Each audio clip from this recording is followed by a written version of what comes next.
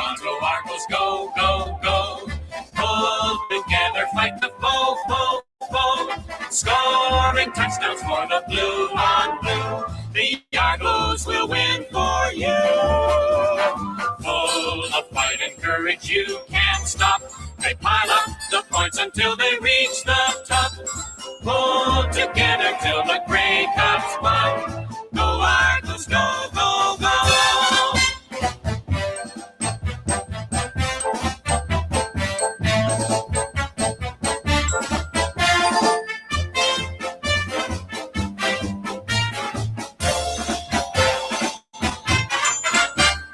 Go Toronto Argos, go, go, go. Pull together, fight the foe, foe, foe. Scoring touchdowns for the blue on blue. The Argos will win for you. Full of fight and courage, you can't stop. They pile up the points until they reach the top. Pull together till the Grey Cup's won. Go Argos, go Toronto, go. Go Argos, go, go, go.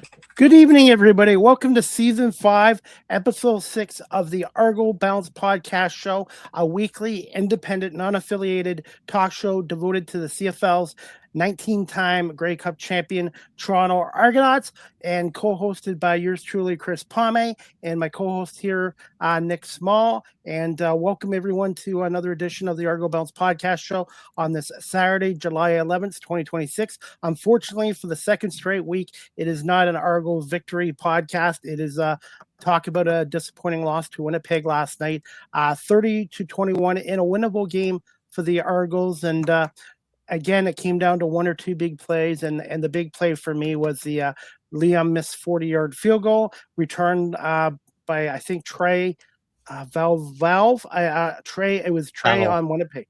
Valvel, okay, Trey Valvel, 129 yards, a Winnipeg record, and to me that was the play of the game. And credit to Winnipeg, they did what they needed to do to win the game. The Argos now dropped to 2-3, Winnipeg's 3-1. And Nick, thanks for coming aboard, and we'll get your thoughts on last night's game against Winnipeg. Yep. Thanks, Chris. Yeah, we got a lot to cover with this. In a lot of ways, I feel as a fan, losing a game like this one is a bit more frustrating than, say, the week before with the Calgary game. When it's a big blowout game and your team's kind of not really in it, it's kind of easy to forget about it, take what little positive things you can out of it, and move on. What was weird with this game was that in a lot of ways they were their own worst enemy. They got into a bit of a not a hole in terms of the scoreboard early, but there were a lot of things that they were really struggling to do. They couldn't move the ball offensively. They weren't defensively. They were bending a little bit, didn't break, but there were some missed tackles and things like that that just let the game slip away, which felt winnable, just like the Montreal game. You got to give Winnipeg a little bit of credit too. Winnipeg's got a very good defense, and that's really the first time this year the Argos offense got off to a slow start, and it looked good. Nick, at the beginning, the first play of the game, Sam Hicks, first play, 26 yards, and it looked like, okay, the Argos are going to get off to a good start, but they only ran the ball 8 times after that, and they only had, I think, 9 carries for 47 yards. So 1 carry for 26, and then the rest of the game they didn't really do much at all. Yeah, when you saw what kind of worried me was how Sam Hicks got up after that very first opening run play. He was kind of limping a little bit, like he came down sort of awkwardly on that play. But it was weird because I actually liked the way I thought they were trying to run the ball, and there were a couple of times where they were actually really conservative and they ran where we don't characteristically see them running. But Winnipeg, I don't know whether it was because there was a tell or the way they were lining up, but there was something that must have been given away that they were planning on handing off the ball, because even in their running packages, it seemed Winnipeg were really able to jump on top of them. And I mean, that translates to the passing game as well. The the pass protection really struggled tonight, or last night, which I think is the cause for a lot of the problems. Of course, whenever you got to defend against Willie Jefferson, he can count as two defensive linemen by himself, are still arguably the best in the league. But they're just, it seemed like Chad was under pressure from the moment the ball was snapped. There were times where guys were right in his face literally once he got the ball. So there was definitely some challenges there offensively. I think Winnipeg won the battle of the lines. I think they won the offensive line battle, and I think they won the defensive line battle as well. The Argos pass rush only got to Brown once. I think they sacked him once, and they had a couple of pressures. But I really feel Winnipeg's offensive line and defensive line outplayed Toronto, and the Argos secondary tackling. There were some areas where they could have tackled a little bit better too. Yeah, I mean, to me, tackling kind of seems to be the problem because if you compare this, say, to the Calgary game, what you don't see from Drew Brown at all is you don't see any passes more than 20 yards down the field. Everything he threw was close. The one time he tried that one deep pass, it got intercepted by Amos. But it was a terrible throw to begin with. But it just felt like that they're giving the defenders too much separation, and then what they're allowing defenders to do is to break those tackles easily. They can either get ahead of steam to try to simply run over the tackler, or try to put on a little juke move, or a couple of times where they've had the guy wrapped, guy's just simply gone down and ducked his head and allowed the defender to throw off. So that's telling me that they're overcommitting on their tackles. They're not kind of breaking down in your kind of sumo style, like basketball guard, where you're just kind of make yourself big, just have a good clean wrap tackle. And I don't know whether, I'm sure losing Cam Judge was a big part of that, why they struggled in the mid zone passes. Although I did think that Owen Goss played really well. He was the one guy who had that sack. But yeah, but I will give the defense credit. I mean, they gave up just one touchdown, and I think it was 5 field goals. So it's a step up from what it was last week. And if they can get pressure a little bit earlier in the possessions, I think that they have that opportunity to stop them, force punts instead of field goals. The one turnover they did had, the Kelly fumble did cost them 7 points. And what I would say to Kelly tried to pump fake the guy and he didn't bite on it. He should have just gone down with the ball. That play, Kelly should have just taken the bloody sack and held on the ball. So ball security, that 7 points right there for Winnipeg, that was a difference too in this game. They only lost by 9 points, but I was just going to say Kelly in that situation should have just ate the ball and taken the sack. And unfortunately it happened, but the Argos still had their chances. But you're right, they came off to a slow start. Nick, do you find it was the Argos offense that was slow starting, or do you think Winnipeg is probably the best defense they've played so far? Yeah, kind of hard to tell. I think compared to how we saw Calgary's defense play, I think Winnipeg had a better secondary. It's hard to tell in Winnipeg, and this is one thing I really hate about the coverage in Winnipeg. I don't know why, but they always zoom in way too close on the line and the quarterbacks. You can never see what the routes any of the wide receivers are running. So it's really hard to tell whether or not guys were actually open and Chad wasn't hitting them because he just didn't have time because of the pressure, or whether it was that their coverage was good and he couldn't get the ball out deep. I mean, we saw the one deep pass from Mackay Polk. Maybe it was part of strategy because of all the interceptions he's thrown the week before. Maybe the idea of the game was to not have him make some of those gunslinger type throws that he usually does, which to me, I don't think you're doing. I think you take the risk on some of those deep passes because even in an interception, it's basically an arm punt. But yeah, I mean, I think overall Winnipeg was a better defense than I think the offense expected, and it's going to be really interesting. Where now we got to move into Hamilton because they're going to try to look on the things that they keyed in off of that Winnipeg took advantage of. We've got some comments already. George Brown from St. Louis is watching. He's watching on YouTube. Good evening, Chris and Nick. That was a rough game to watch last night. This is proving that the schedule is kind of unfair. We'll get into that. And then Robbie from Buffalo, New York is watching on YouTube. Hello, Chris and Nick. Go Argos. And also Ken from the Double Blue Daily on Facebook group. Ken's watching. Good evening, guys. Thank you, Ken and George and Nick. thank you everybody for watching our show. And if you've got questions for Nick and me, please feel free to put them in the comments section as well. And I don't think it's the end of the world losing that game. They're 2-3, and I told everybody realistically, this 9 games away from BMO Field, if they can go 5-4, they'll be in good shape. And I still feel they can go 5-4, but they need some work on the defense, the side of the ball, and special teams. As for running the game, 9 carries, 47 yards. I'm not going to stress about that. I think they'll try to get that going as well. But Winnipeg, to me, is probably the best defense they've played this year. I know Montreal's got a good defense too, but you got to credit the Blue Bombers, and they made the plays to win this game, and unfortunately the Argos didn't. Now, I wanted to ask you, Nick, special teams. This has happened a couple times this year. Do you have serious concerns about the special teams on this team? Not yet. I mean, I don't expect any major changes to happen anytime soon. I think there have been mistakes, and I think we saw that last year, but in different ways. There are different elements. If we want to break it down, of course, the focus is that missed field goal that led to the kick return touchdown.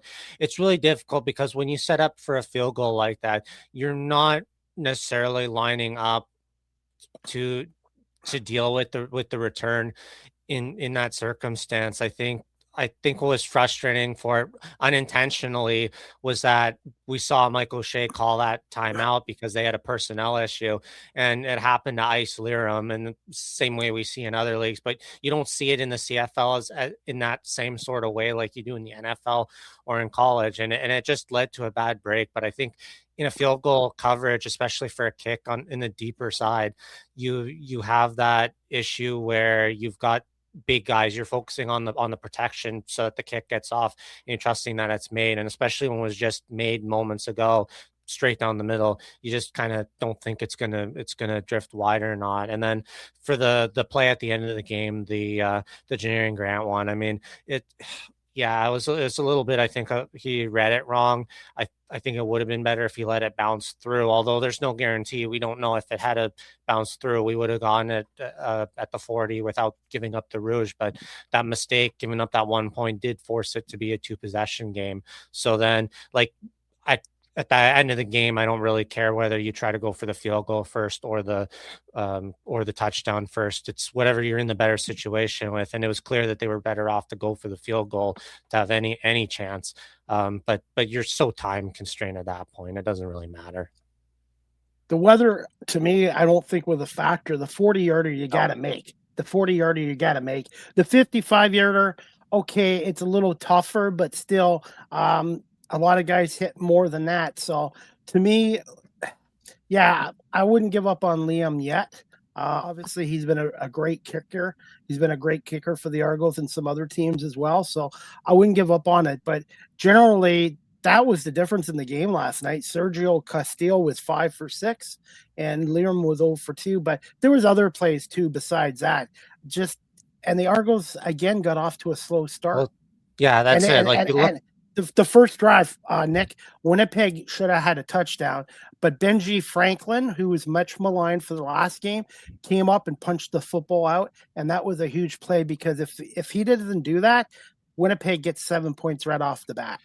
Yeah, well, I mean, what always tells me this story, the first thing I do after the morning after the game when I'm preparing for our show and the things I look at, I always go right on the CFL website and I go to the game and I look at all those team stats and the scoreboard, which by quarter kind of gives you an idea of how the game flows. And I mean, when you look at where that kick return missed field goal touchdown happened, you see it ends up becoming a 10-point swing, what should have been 3 points for Toronto, being up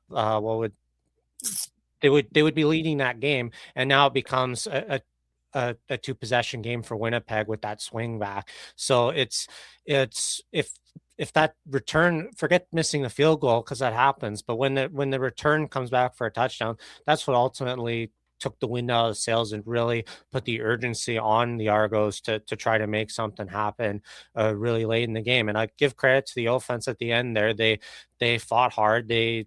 I thought they played their best football there at the end, but unfortunately, when you're kind of trying to grind it out in that situation late in the game, it's just too big a deficit to overcome. And I think that early part of the game, like we talked about, the fact that they weren't able to get any first downs in that first quarter, had no momentum going. I think it set the defense on the back foot to begin that game. So I give them credit to holding Winnipeg to just 23 points on offense. The demise of the Winnipeg Blue Bombers has been greatly exaggerated, in my opinion. As long as Mike O'Shea is their head coach, this team has a chance every year to be good. And they're a well-coached football club. And Drew Brown is the perfect addition for this team. He knows the players, he knows the system, and he looks comfortable being back in Winnipeg. And I think with Zach Collaros being near the end of his career, this is his opportunity to tell Mike O'Shea and the organization that I'm going to be your future quarterback for the next 5-10 years. Well, we'll see. I know a lot of people, similar to how we saw like the Trey Ford thing back in Edmonton. I think there's some who do want to see Taylor Elgersma get the chance. But he took an opportunity, took advantage of it, and it's paid off right now. In terms of like competition from Zach, I think it'll ultimately be Zach's choice. They'll go back to Zach Collaros. I think assuming he's healthy and good to go. But I think, in the long-term prospects of Winnipeg, it's a good situation to be in, because yes, you have Drew Brown and you have Taylor Elgersma, and eventually I would kind of like to see what Elgersma can do with a full game week of preparation, not a preseason or a partial game. I would like to see him at once with a full game prep. But we still, like I said earlier, we didn't really see Drew Brown throw the ball more than 20 yards down the field. So that's the element of the game that I still don't know is there. I mean, we've seen him throw deep passes before. We saw that in the East Final there 2 years ago in Toronto. So it's no doubt that Brown can do it. But yeah, I don't know whether it was the game plan to not throw the ball deep. But that's kind of the thing I wonder about with the Drew Brown Winnipeg Blue Bombers offense. Hey, Nick, I'm going to play one of the interviews I did this week at Argo's practice. Defensive lineman from San Jose State Aztecs, Sonia Toya. I hope I got that right. Defensive lineman, I believe he wears number 91. He was kind enough to give us some time at the Argos practice, and I'm going to play the interview right now, courtesy of my YouTube channel, Chris Pomay, Live with CDP Talk Show. Please subscribe, like, and share. And here's one of my interviews from the Argos players from last week at the University of Guelph. So, yeah. Thoughts on Mike Miller and the coaching staff with the Toronto Argonauts? Oh, I love Mike Miller and the coaching staff. For today's Toronto Argos practice, and I have a member of the Argos here. He's on their D-line. Can you just tell our audience a little bit about your name and a little bit about yourself? My name is Sergeant Toia. I was born and raised in Tonga, raised in California as well. Played football at San Jose State, and this is my rookie year. How much did you know about the CFL before you became with the Argonauts? I know a little bit about the CFL. Just being around football and stuff, a lot of I've heard about the CFL now. I watch a couple plays and stuff, so I've heard about it for a minute. How much of an adjustment was it coming from the U.S. game with San Jose, the Aztecs, to the Canadian Football League? There's not much of an adjustment for me. It's just football to me, I kind of just have a feeling for the game, and I'm kind of just used to it. So it wasn't really much. Who were some of your early influences and mentors in football? My family, my dad, mostly he played rugby, but he was an athletic guy, and just being around my uncles and stuff. My uncle played for the Giants, Chris Malanga, and then just like my older cousins and stuff. They all play football and college football, and then I'm going to the NFL and just being around my brothers and stuff. So, yeah. How would you describe yourself as a defensive lineman? Good great get off, actually. Tough and have a nose for the ball. Just relentless. So. Thoughts on the game against Calgary? Just quick thoughts on that game. It was really disappointing, but we know we gotta stay together as a team. We gotta pull together, and just stack days against each other, and we know we can do better than that, and that's what we're hoping to do this weekend. As a professional athlete and a football player, losses do happen. How important is it to learn from it and get better from it and move forward? It's critical, you can't learn until you lose. Like you can't learn from just winning. Sometimes you got to lose to learn a lot of stuff. So it's better happening early than happening later. But me and my teammates, we come into work every day, try to better ourselves. There's always room for improvement. So yeah. Thoughts on Mike Miller and the coaching staff with the Toronto Argonauts? Oh, I love Mike Miller and the coaching staff. I'm super grateful for this team, for this organization, from top to bottom, man. And Mike Miller, Coach Maxey, I appreciate them so much. Like just the people that believe in me. Like I play for my family, but I also play for the people that believe in me. Like I just wanna win for them. So yeah. How would you describe yourself as a teammate? I'm a good teammate. I like to, spend time with my team and stuff. It's very important to me, like bonding and creating chemistry together and stuff. So, and me and my D-line group, we're all tight together. So, I love it up here, and I love my teammates. Thoughts on the country of Canada so far? It's beautiful out here. I'm not gonna lie. People are nice. People are friendly compared to back home. But yeah, like I love it out here in Canada. Have you tried any Canadian foods that you've never tried before yet? Not really. Butter tarts? Have you heard of I haven't heard of it, but there's actually this nice Japanese grill down in Waterloo. It's called the Kayubi Grill. It's fire. Like me and my teammates, we went there like 3 times last week, so we're probably gonna go there tomorrow again. What's a fun fact about yourself the Argo fans might not know about you? Fun fact. I'm quiet. I can whistle like really loud, and I have 2 different thumbs. Now, when you're on the field, are you a talker or are you kind of quiet too? I'm a talker. Once I make one play, it build confidence and stuff. So I'm a talker. After that, I just gotta I'm a humble guy, but I also like to self talk and stuff. So yeah, competitive. Is there a story behind your number? No, that's just the number they gave me. My number in college was 42, and I don't know if it's open or not, but yeah, no. What was your most memorable college football moment with San Jose Aztec? Definitely winning my West Championship 2020, and then beating Fresno. I think they were top 20 at the time. Blowing them out at our house 2023. And finally, do you have a message for Argo fans, and where can they find you on social media? Let's keep pulling together as an organization, as a team, and let's keep stacking wins, man. And I'm on Instagram at stunner_TOIA. And just quick thoughts on Winnipeg Friday night. They got a good squad, and we're excited for the competition. So yeah. Well, I want to say thank you so much for doing this interview, and it will air on the Argo Bounce podcast show with Nick Small and myself. I want to say thank you so much again for the interview. Continue success this season, and good luck against Winnipeg on Friday night. I appreciate you. Thank you. Nick, thoughts on the interview? I 100% agree. Gilby is fantastic. Love the meats. Super duper good. But yeah, don't think many people might know this about Sonny Toya. He's from Tonga, which is one of those small Polynesian countries, like in the east of Australia, so kind of between Australia and South America. Tiny country. I think there's only like 100,000 people living there, so I think there's more people living in Guelph. But yeah, good mentality. I mean, more one of the more reserved and quiet guys, but looking to make some big plays there. I was looking at his stats. He had 2 defensive tackles in this game against Winnipeg.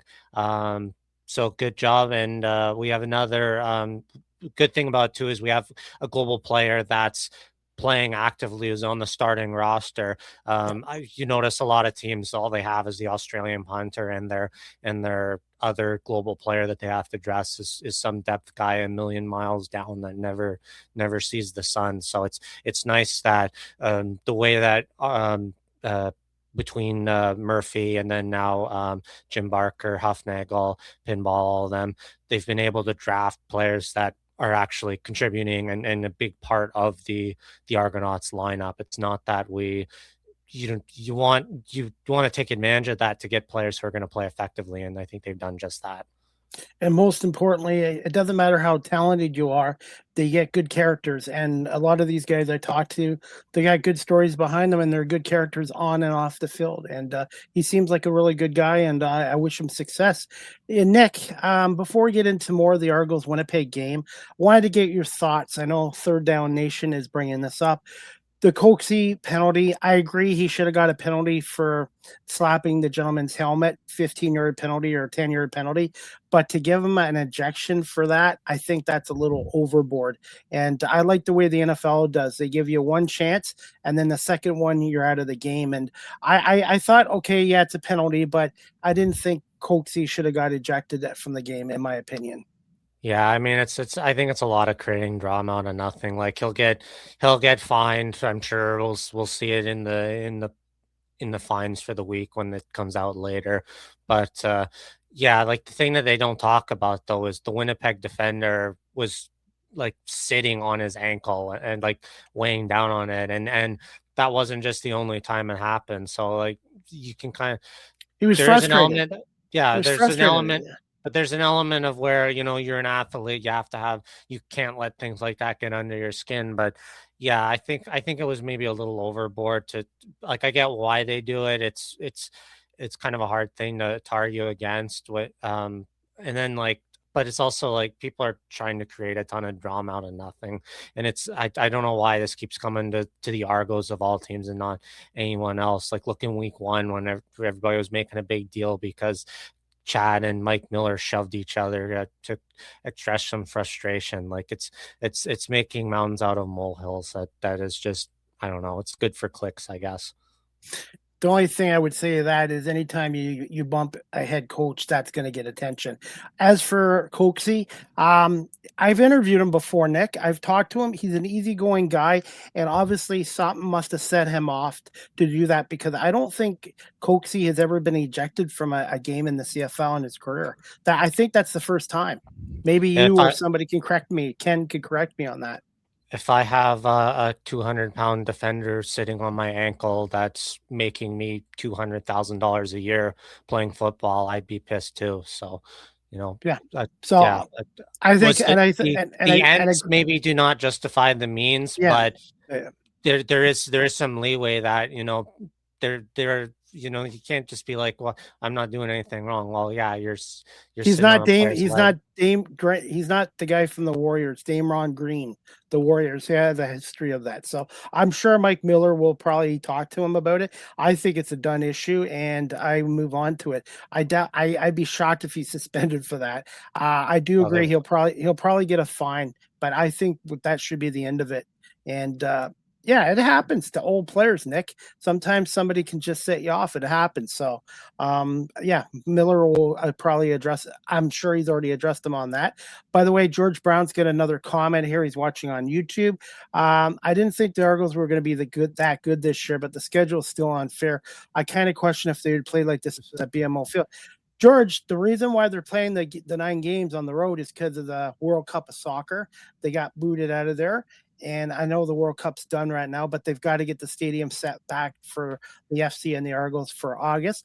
The Maple Leaf Sports Entertainment MLSE decided they'd rather play the 3 games in the out west and at Hamilton to generate more revenue than they would play at Guelph. As much as I wanted the team to play their games here at Guelph. It came down to economics, and you know this too, Nick. Football, CFL, NFL. It's even college football now. It's driven by money. So right now they're 2-3, George, but I still think they can go 4-5 or 5-4. So if they can just get through this being 4-5, 5-4, hopefully 5-4, they'll be in good shape. And August 6th is not that far away. So you got to put this loss away, George. It's 1 game. It's 1 loss. They're 2-3. They're still another 13 games left. It's not like, oh my God, the Argos are in trouble. If they were 0-5, I'd say, okay, this isn't good, but I think the Argos are still in good shape and they just have to refocus, learn from this loss and make some corrections. And I think they're capable of getting a win in Hamilton on Saturday night. They're really embodying right now the whole real season doesn't begin until Labor Day concept that seems to come up every year. Yeah, I mean, it's just frustrating because like we've heard this spiel this whole time that it's a financial decision, but as a fan, I think what just really sucks is that there's like been nothing offered to any of us, in compensation for this. There's not been like, hey, let's have a watch party, an official watch party like a couple years ago. There's just nothing to really, it's kind of just put on the back burner and completely ignored. So I'll be glad once this World Cup is over and we can finally focus on cheering on the team we love. And I mean, I have a ton of respect for people like Ginger, like Lori, like Longboat, all those Delise, all of my friends who have gone out there who have made the trip out to Winnipeg, Saskatchewan, Calgary, week in and week out. But it's a thing that just not every fan, even the most passionate of us, can do. Whether it's that we can't afford it, or we can't travel, or work gets in the way. Like it's just frustrating as a fan because you want to be there for the team, and like social media helps to an extent. Like I've sent texts to people like Javon Johnson and them, saying, hey, go get them. We're still cheering you on. We got your backs. But it is very different. And especially when you're playing in places like Saskatchewan or Winnipeg that bring upper 20s, 30,000 fans. It doesn't help grow the game in Ontario where I would have rather have had more games in Ottawa or Hamilton or Montreal that some of us who actually give a crap about this team can go and see. So that's where it's hard. But at least this week it's in Hamilton, so we can go to the game. Yes. The team is going to appreciate it because they're on a bus with four wheels that it only takes them probably an hour to get there from Guelph. They don't have to fly overnight. So and they're not and for most of them, I know a lot of people, guys like Nick Arbuckle, I think Cam Judge, a lot of them, they bring their families to the game. So it'll be nice to see all the family. Liram, of course, his parents go. So it's great that to have more of these closer moments. I think it's better for the players and for their families. Oh, by the way, Rich is watching on YouTube. He says, hi guys, it makes you wonder. And George Brown had another comment off YouTube. Good point, Nick. I was supposed to go to all 3 games out west, but I had to cancel that trip due to financial constraints. And a lot of people, unless you're wealthy and you're retired, not everybody can do these trips either. So, but it's done. But the thing is, Nick, it's done and over with. The team knew ahead of time they were going to have to do this, and they're halfway through it. You got to look at it this way. 5 games are already done. There's only 4 more left before the August 6th game against Calgary. So right now they got to just focus on and getting a win in Hamilton and getting back to 3-3. And right now, look at the East. Montreal is 3-1. Hamilton is 2-2. And the Argos are 2-3, and Ottawa's 0-5. So, well, really, they only got 2 more games because they have this Hamilton game. They fly out to BC. Okay. And then they have the bye week 9. So they actually only have the 2 games to worry about. Yeah, I mean, it also just, again, with this scheduling, like just with it having to be that far away is I think the biggest frustration than anything, like, because it's like Winnipeg's not an easy place to get to. I don't know how many people know Canadian geography, but it's a full day to get out just to Winnipeg, and then to go even further west, it's probably at least 2 or 3 days. So it's just not, it's just makes it hard on fans. But the end is coming. It's not that far away. So they'll be back at BMO Field August 6th. they'll be in Guelph for another 3 weeks, so which is good for me because I can get some more player interviews before they go back to Toronto. And Ken's watching. Ken's watching on YouTube. Ken wants to say there is an Argos Fan Fest before the Tiger Cats game. Big fun and fan engagement. Ken, if you're still watching, can you give us a little more details for people that are watching or going to the game on Saturday in Hamilton, 7:30 kickoff? I know, Nick, you'll be at the game.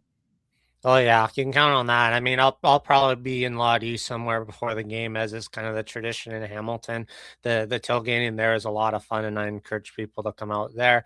But yeah, I mean, I'm glad they're trying to do things to make it more Toronto friendly. I mean, it's still Hamilton though, so I don't really know how it's gonna go. And I mean, that's part of the justification for why they didn't just play in Hamilton Stadium. The last times they tried that, there was only like 2,000 fans, and most of them were Cat fans that were there to boo the Argos more than to support them as their own fans. So I think that's ultimately what leads to this decision to move it out completely, where in Winnipeg, Saskatchewan, you don't have the World Cup at all to worry about.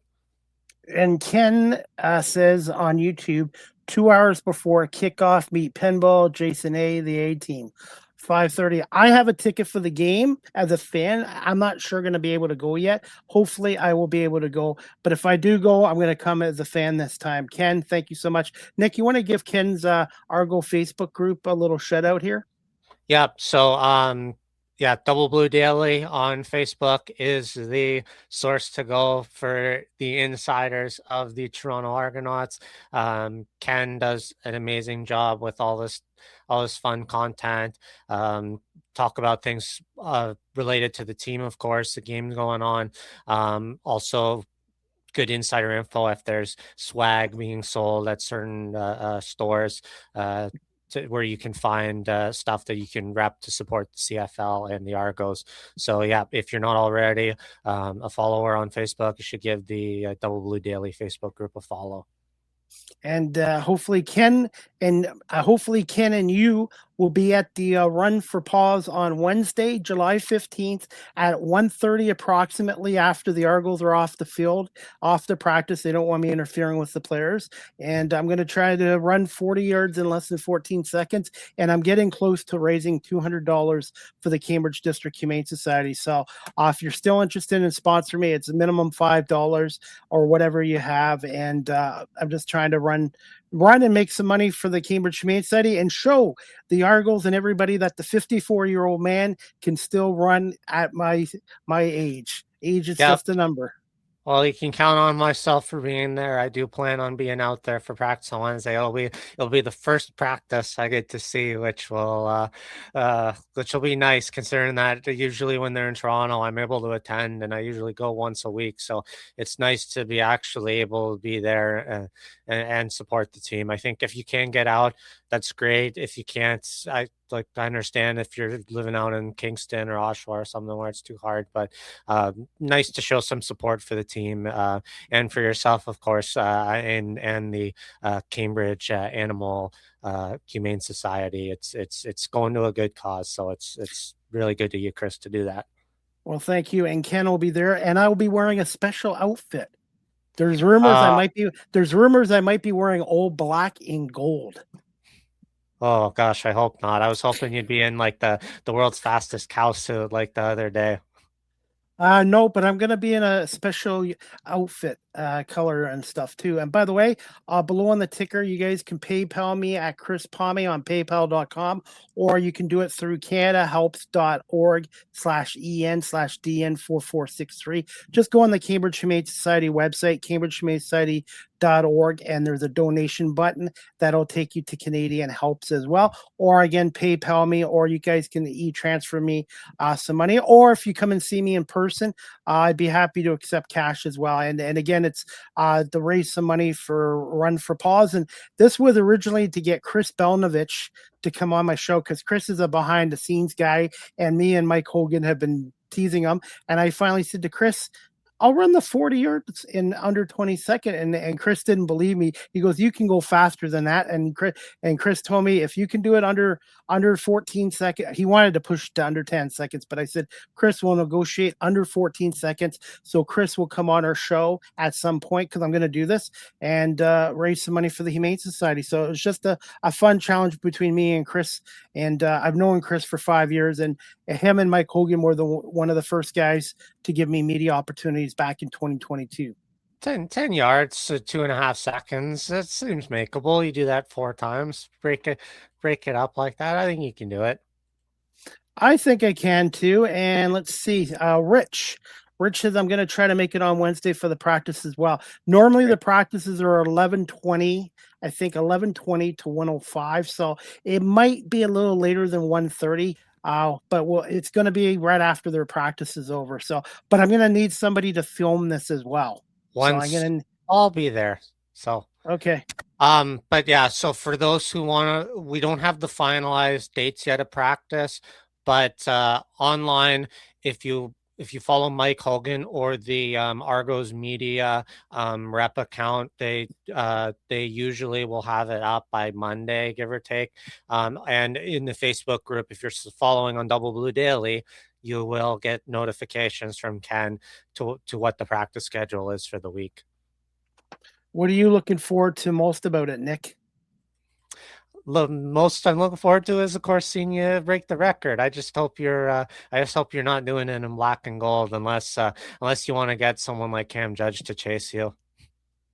No, I just want to see Chris Belnovich on our show, because I know he's a behind the scenes guys, and I think that would be great to get him on. Would having one of those big guys chasing you make you run faster? Absolutely. Absolutely. Ken says eats your Wheaties, and I'm going to make sure I told Chris I'm not going to pull a hamstring or do anything my knee. I'll warm up, and I'm going to have my own outfit with special colors. So I'm going to have special colors, but don't worry, I'm not going to wear black and yellow. I don't think it'd be very popular. So, no, but hopefully. hey, the weather cooperates on the Wednesday too. Yeah, I mean, it'll be hot. Just make sure we got the trainers are there. We got lots of water. It'll be good. Speaking of the Hamilton Tiger Cats, we got a former Hamilton Tiger Cat on who was with him last year and decided he loved and missed the Argonauts so much. He came back to the Argos this year, the free agent. Defensive back number 1, Deshaun Amos, who had a big interception last night. And he was kind enough to give us some time this week at Argos practice and talk a little bit about coming back to the Argos and a little bit about his experience in Hamilton last year. So Deshaun Amos, the Toronto Argonauts defensive back, number 1. Alumni Stadium at the University of Guelph. I'm here at today's Toronto Argonauts practice, and I have Toronto Argonauts defensive back, Deshaun Amos. Deshaun, just thoughts on today's practice? Another good day, man. Just trying to fix what we feel that we need, what we left out on the field last week, but also get prepared for a really good team in Winnipeg. Just quick thoughts on the game against Calgary and where you guys can go from there. It was humbling, right? Anytime you lose by a deficit of that much, it's humbling, man. And it exposes what you need to work on, whether it be communication, whether it be understanding, whether it be, making sure we're all on the same page, whatever it is, technique. So it gave us a list of things to work on. And our motto is, how can we get better? So, again, it's one of those things that's going to help us in the long run. It's things that we know that we can work on. And then some things that, again, got exposed that we weren't aware of. So, again, it's a learning curve. Thoughts on the 2-2 start so far after 4 games overall? Well, anytime you put numbers in the loss column, it's not a good thing. So it would be a lot better if we were 4-0 right now. But the 2-2, again, the 2 losses that we have are 2 losses that we've been able to get back in the film and learn from and become a better team, right? We're not playing our best football right now, but we can see the areas where we can grow and become our best football team. So, again, the 2 wins were things that kind of help build our foundation and confirm some things that we have as far as the locker room talent, schemes, things and such. And then the 2 losses were things that we could use as a team to learn. So, as a professional athlete and a football player, how difficult is it to put a loss behind you, or how important is it to put that loss behind you and move forward? Yeah. At this point in my career, it's one of those things that I'm kind of used to. But we've always said a 24-hour rule, right? You got 24 hours, man. So whatever you did wrong in that game, whether you're gonna feel your feelings, you're gonna have your emotions about it, but you got 24 hours to fix it and move on, right? Because the next game is being played, whether you're ready for it or whether you're not. So again, you have 24 hours to deal with it, get your corrections in, and move on to the next game, right? We don't like for things to snowball and affect the next week. Send it past, we flushing it. We're not going to forget about it, right? That's not things that we're just going to sweep under the rug. We're going to make sure we correct those things. But then when we move forward, we move forward. Thoughts on coming back to the Argos after your 1 year in Hamilton, and just quick thoughts on your experience there. Yeah, this is home, man. This is home for me. Love it here. Love the organization. Love the group. Just love it's everything about it, man. Even down to the uniforms, right? The fans, the community, top down, man. I love it here. So glad to be back in Double Blue. My experience last year, it was another year of football. It was another year of learning, another year, another opportunity to play the game I love, put out good film, be a good teammate, and help grow this league. So I was fortunate for that to have that opportunity down the road. But again, glad to be back. Thoughts on Mike Miller as the head coach of the Argos, and maybe a little bit on Ryan Dinwiddie in his time here too. Two good, great head coaches, right? Two great leaders. They're different in their own ways, but again, both of them they have great offensive minds. Mike Miller, he's a little bit more defensive, coming from his background. So he sits in our meetings a little more than we're used to having a head coach in there. But we love it though. He's all about physicality. He watches us. He loves to see us fly around. And again, he's a great leader. He's going to lead both sides, all three sides of the ball. He always has an open door policy. So he's a guy that he's personable as well. So love Coach Miller. What's one word to describe yourself as a defensive back? Smart. At this point in my league, in my years, I've seen a lot of different football. So I'll try to take that with me every play, every game, every practice, and I'll just be able to apply it, not just to help myself, but help those around me make plays as well. Any chance when your playing days are done, you be getting to coaching? To be continued. But yeah, it's something I'm open to. I can see myself in the coaching role. I know it's different than being out here on the field, but I have a passion for this game. And again, being that I've seen a lot of football, I think I could take some things and be able to give it to the future generation of football. And finally, what's one fun fact about Deshaun Amos the fans might not know about you? Fun fact about Deshaun Amos. Any story behind number one? Not really. Just the fact that I left and I came back and 8 was taken. And it's in good hands with Cam Judge. He's a ball player. I love Cam, and so it was one of those things where, that's his number. And I think he has a year on me too, so he has seniority as well. So it was just whatever else is available. I'm a single digit guy, and one was available, so take it in and make it something. So the one is what it is. A fun fact about me though, I don't know, man. That's stumped you there? Yeah. Fun fact about me that they may not know. I don't know, man. I feel like I'm a little mysterious, man. I'm well-rounded, so I could probably have a conversation with anybody about anything. So I don't know. That'll be something I have to think about. And finally, where can Argo fans follow you on social media? Social media. I have Twitter and I have Instagram. Man, you got me there. I think my Instagram is famous_Amos with 3 S's, and then my Twitter is the opposite, famous with 3 S's _Amos. Well, Deshaun, thank you so much for giving us some time today for your after practice for an interview here, and good luck against Winnipeg on Friday, and this interview will air on the Argo Bounce podcast show as well. Thank you so much, Deshaun. Good luck against Winnipeg. Oh, man, appreciate you having me. Well, Nick, what did you thought of that interview?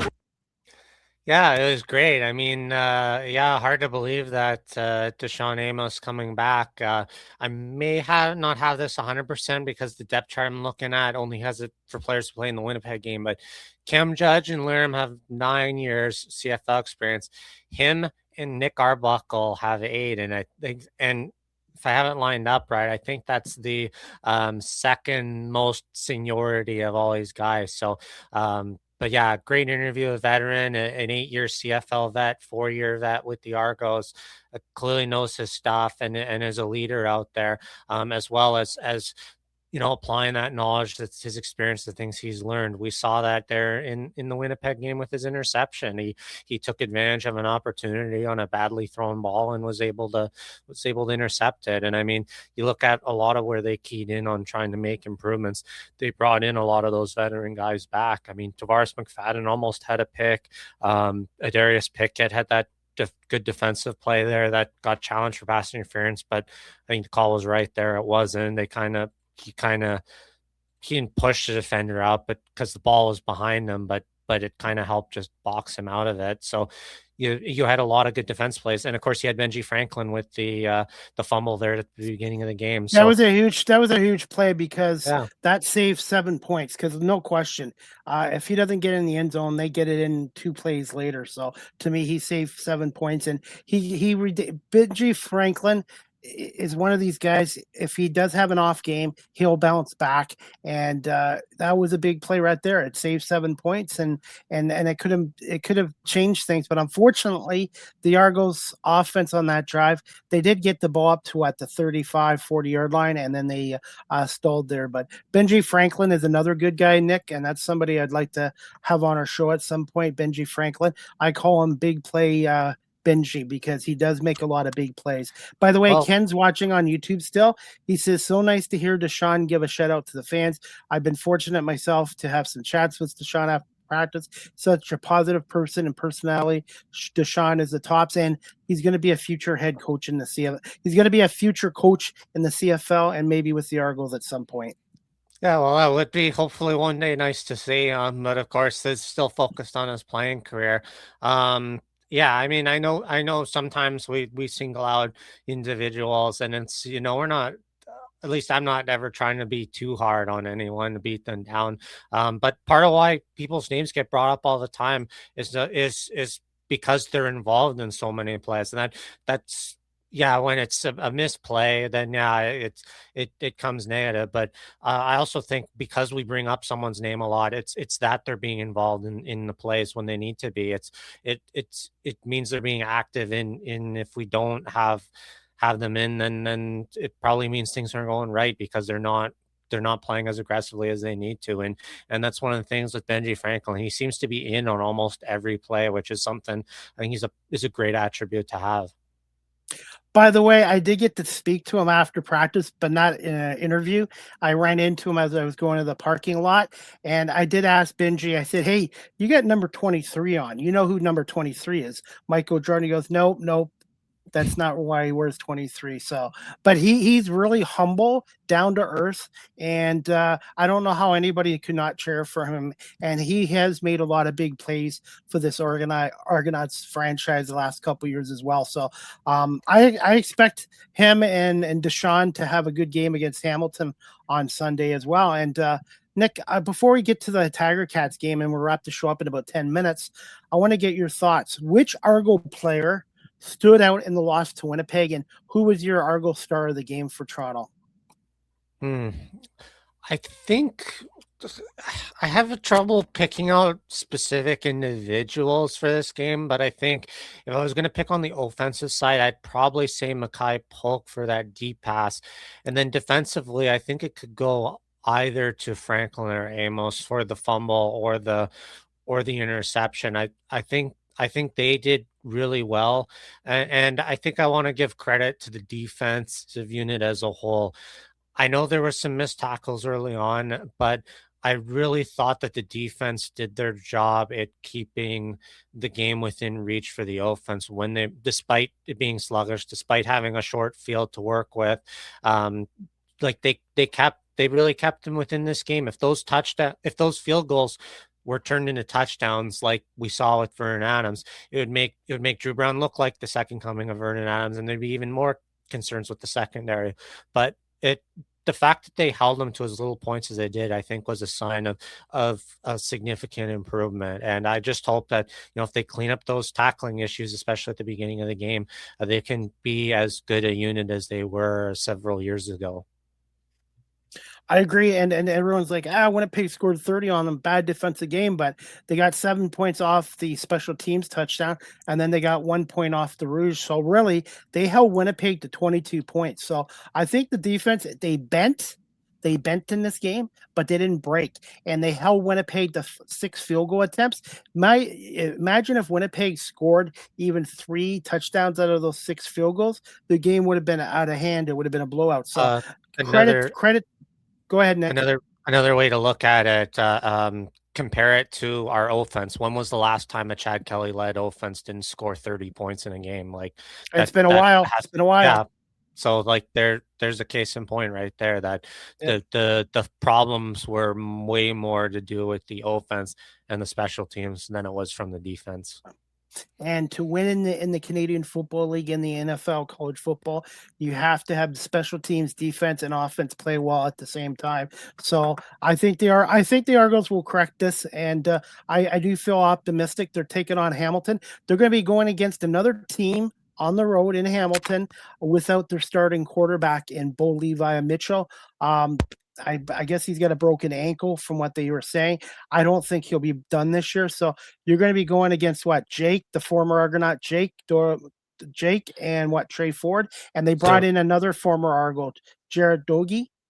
Yeah, so you've got Dola Gala, Ford, and Daggy coming back.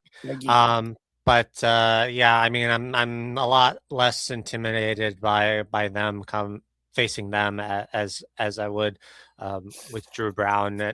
But of course, we also have the misfortune that at the time of recording this, airing this, the Hamilton game is until tomorrow, so we won't truly see it. But yeah, there's a lot of pressure on whoever plays as quarterback for Hamilton because we saw Bo Levi Mitchell was playing extremely well, and we kind of saw that.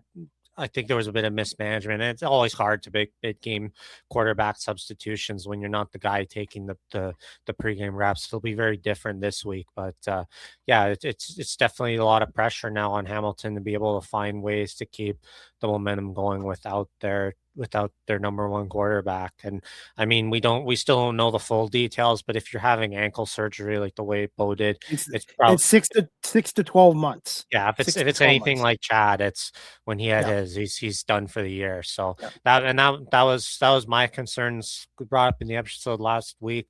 That's the thing that worried me about Bo Levi Mitchell. Ever since he had the previous injury, I think 3 years or 2 years before that, the whole thought is he's made of glass, and that's exactly what happened. That was only the third sack he took all year. But that injury wasn't on him. That was just Jake Serezna landed on him, and it was just a bad break, unfortunately. And you can't blame Bo Levi Mitchell for that. And he's been healthy the last 2.5 years. And I think Hamilton is going to face adversity now, and they're going to face adversity Sunday night in Saskatchewan with Jake as their quarterback. And I'm sure if Jake struggles, Trey Ford will get in. And and they brought in Jarrett, the former Argonaut, as well. So the quarterback situation in Hamilton is Scott Mamilovich has got some work to do, and he's got to try to figure out of all these quarterbacks which one. And I don't know if he's going to keep all 3 of them. So we'll see. Trey Ford, I think at some point has to stand out. He's got all this talent and potential and mobility, and I think he has, in my opinion, Nick. And I don't know if you and Ken will agree with me. I think out of all the quarterbacks on their roster, minus Bo Levi Mitchell, I think Trey Ford has the most upside, in my opinion. Yeah, I mean, unfortunately, we've also seen that he's had the most downside. I mean, he was the number one quarterback in Edmonton last year, and everybody was on board, myself included. I was on the free Trey Ford bandwagon, give him this opportunity, but it's just I don't know, his style.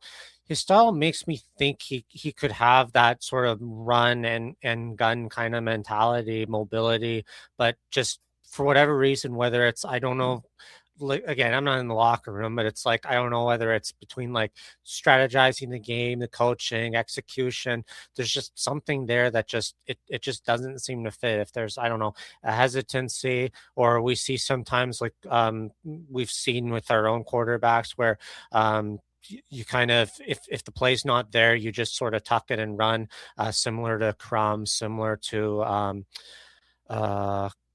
but similar to other guys we've seen. So like that's where he kind of wonders that if he could ever get the right piece together, Trey Ford has probably as good a long arm as anybody else in the league. So And this is a huge game too because we don't know what's going to happen with the Hamilton Saskatchewan game Sunday, but right now Montreal has established themselves right now as the top team in the East, and then you got Hamilton 2-2, and that loss against Winnipeg, man, they were up 13-4, and their defense was playing well, but it took one or two plays from Winnipeg, and they turned that game around. So that loss is big too, and then this week, Nick, we've got a game as we wrap the show up in a few minutes. We've got tonight's game, Calgary and Montreal. What's the score in that game right now between the Stamps and Alouettes? It's 17-10 right now. Montreal just scored a touchdown to take the lead a couple minutes ago. They're just showing a replay, but I think it's close to halftime. Oh no, they got 10 minutes left in the second quarter, so lots of time left in that one. Do you feel Calgary is a playoff team, and do you think they're a Grey Cup contender right now, or you think the jury's still out on them? Well, they'll be a playoff team, I think. I mean, the team that you're worried about right now in the West has got to be BC with all the injuries they've had to receiving. They finally pulled off a win in that game against Edmonton, but they've still got a large hole to dig out of. And I mean, with Toronto's 2-3 now. Ottawa's going to be out, so you worry then about the crossover. So I think they'll be a playoff team. I don't know if they're enough to win. Like I know they beat up on us badly, but I don't see Vernon Adams being able to do that week in and week out. So we'll see. But yeah, I mean, who knows? As we wrap the show up, Nick, let's get your predictions quickly. CFL Week 6 weekend games, Calgary, Montreal. I'm going with the Alouettes at home, even though they're winning right now. And on Sunday, we have Hamilton at Saskatchewan. I'm going to go with Saskatchewan at home to win that game. Yeah, I had picked Montreal and Saskatchewan at home as well. Right now, Saskatchewan, the money line is +9, so a touchdown and a field goal.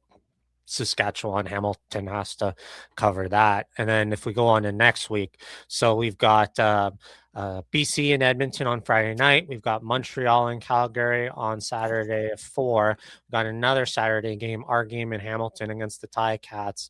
Kind of weird that. So the Montreal Calgary game is going to be a 1 o'clock game in 2 o'clock game in Calgary. But our game is the later game at 7:30 Eastern, and then Winnipeg is in Ottawa to close out the schedule. You might want to tell some of the Argo fans going to Hamilton, if they drive there, to be aware of construction, because there is construction around some of the side streets around Hamilton Stadium. So just let people know aware of that. Yeah, I mean, I don't know about you guys, but I always tend to go the way across the Skyway, and then I'll go around through the industrial section. I think it's Nikola Tesla, and then I go kind of the back way around. I find that's easier than trying to go through downtown Hamilton. Plus, you can stay off Barton Street, which is the worst road in the nation to drive on. 100%, Nick. And finally, Nick, where can our audience follow you on social media and your next podcast show, a small history podcast episode on your YouTube channel, if you want to plug that too? Yep. Thanks, Chris. Yep. As always, you can follow me, Nick Small 38 on Twitter is always the best way to go, but I'm also on Facebook and Instagram with the same handle, so you can find me there. Yeah. And I know I didn't get this episode on Toji Temple out. I was going to do it today, but wasn't really feeling great in the morning. So I will have that out tomorrow. It's all set and ready to go. I just need to sit down and record it. And then I will hopefully have another episode out sometime early in the later part of this coming week. What are you looking forward to next week? The Run for Paws or the Argos Tiger Cats game? Both. Can I say both? Because I'm definitely happy to be out at a practice again in person. I think there's something about being there physically to support your team is something that is great. And as well with this game, like I was fortunate enough to go to Ottawa for that game. I know a lot of fans went out there. A lot of fans went to Montreal for the season opener. But it's just nice that a large amount of people who care, who give a crap about this team, finally get to be there and show our support in person. And I think it's going to be a much needed morale boost for the team, for the players. If they can get this game, then they're 3-3, they're at 500, and then you hope that with that really long trip out to BC, that they can pull that off as well would be great. But even if they don't, 3-4 is still all right. You're not hitting any major panic button, and then they've got a break before their real home opener against the Stampeders. And Nick, and for people that want to get information on the Argos practice, again, it's through Mike Hogan's X page. And where else can you get it from? Obviously, Ken. Yeah. So there is the Argos media rep. I think it's Argos PR or underscore PR. I can't remember, but there's an Argos media account, and then there's Mike Hogan's Twitter X, both on X. And then if you subscribe to the Double Blue Daily Facebook group, you can find all the information there for practice. Friendly reminder that please do not take photos or recordings when the team is in formation, lined up, running plays. It's just an etiquette thing. We don't want to give anything away to our opposition. So that's most appreciated. Hey Nick, and what did you thought of the Argo season ticket gift this year? I forgot to mention it last week. The keychain and a little pouch. Yeah, the man purse. Yeah, well, it's one of those cross shoulder body bags. I think it's a great addition. I like that. One thing I like with these kind of guests is that they're often things that really complement going to the Argo games as fans of sporting events. We saw before when they changed the bag policy, they added the clear plastic bags that they gave to everybody. So there were those. We had the lunch pails a few years back, the SJ green ones, and then this year now with this is like, if you don't want to carry your full wallet around, but you still want something where you can carry small things in, Kleenex, your car keys.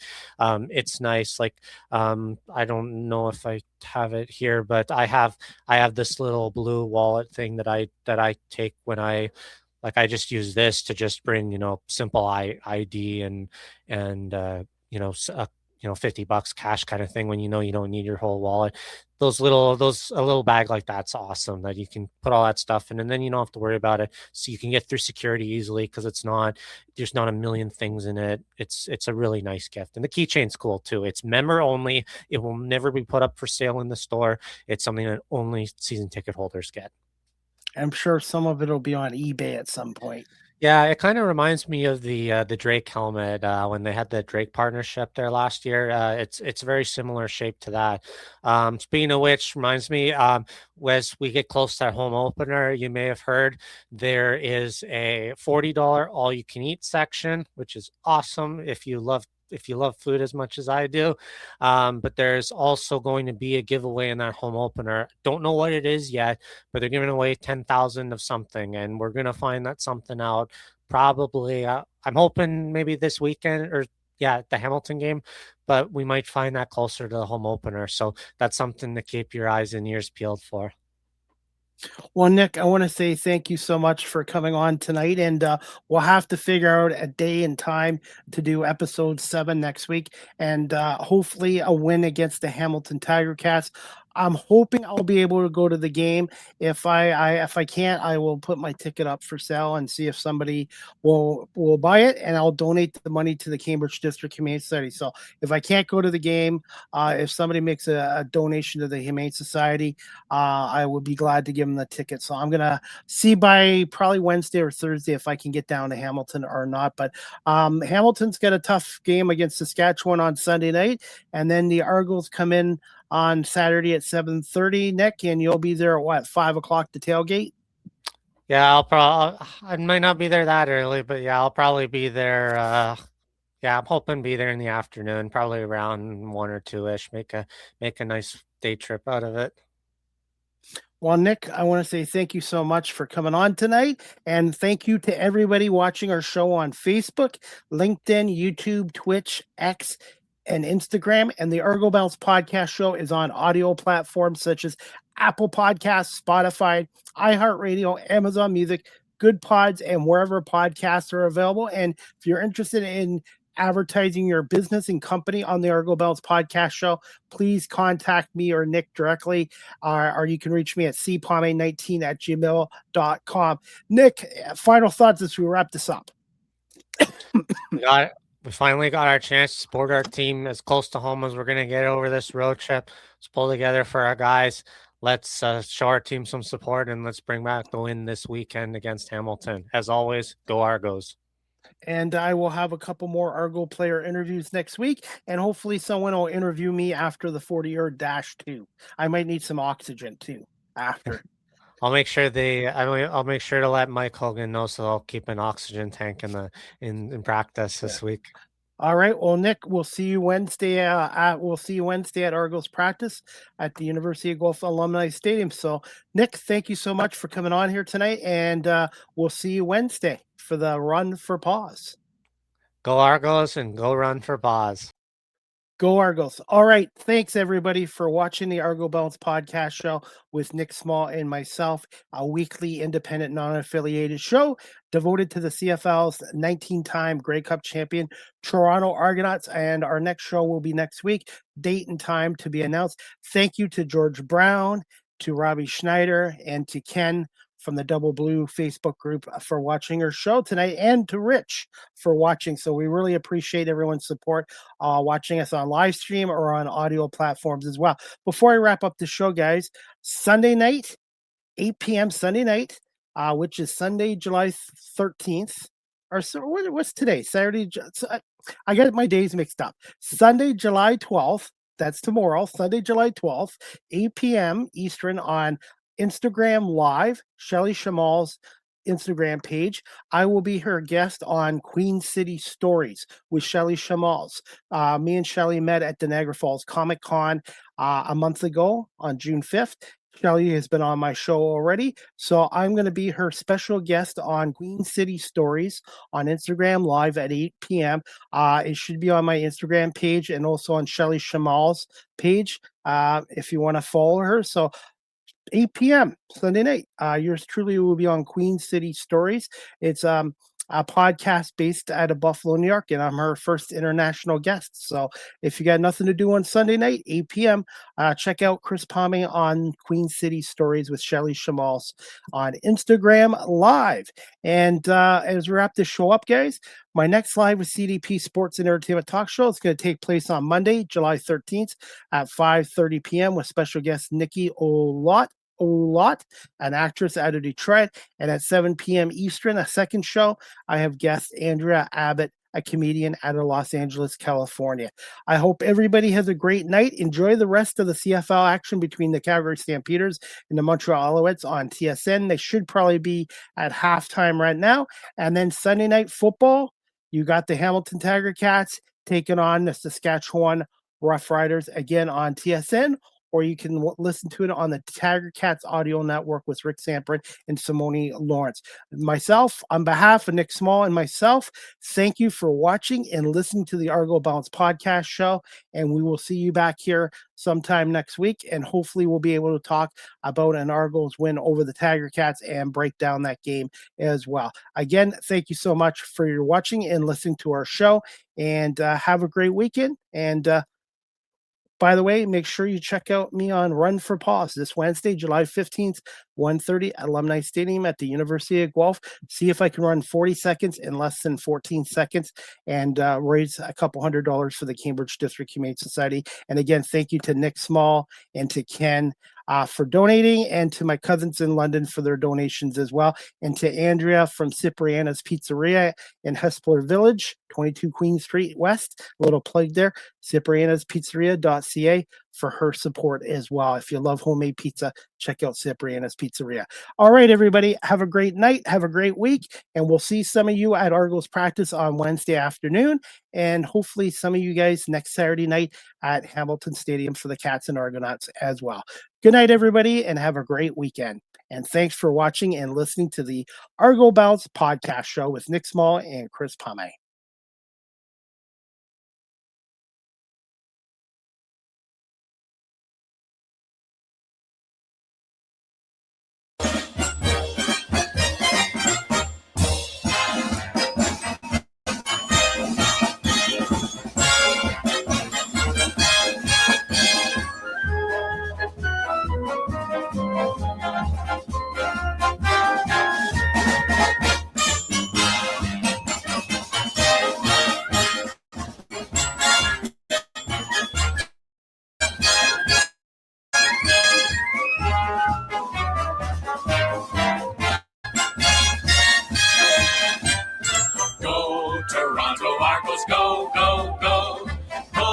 together fight the foe, foe, foe. Scoring touchdowns for the blue on blue. The Argos will win for you.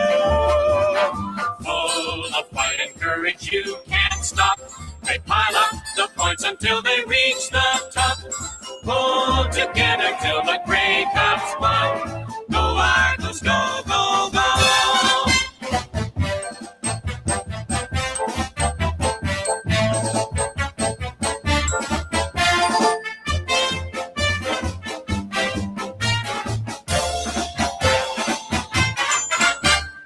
Go Toronto Argos, go, go, go!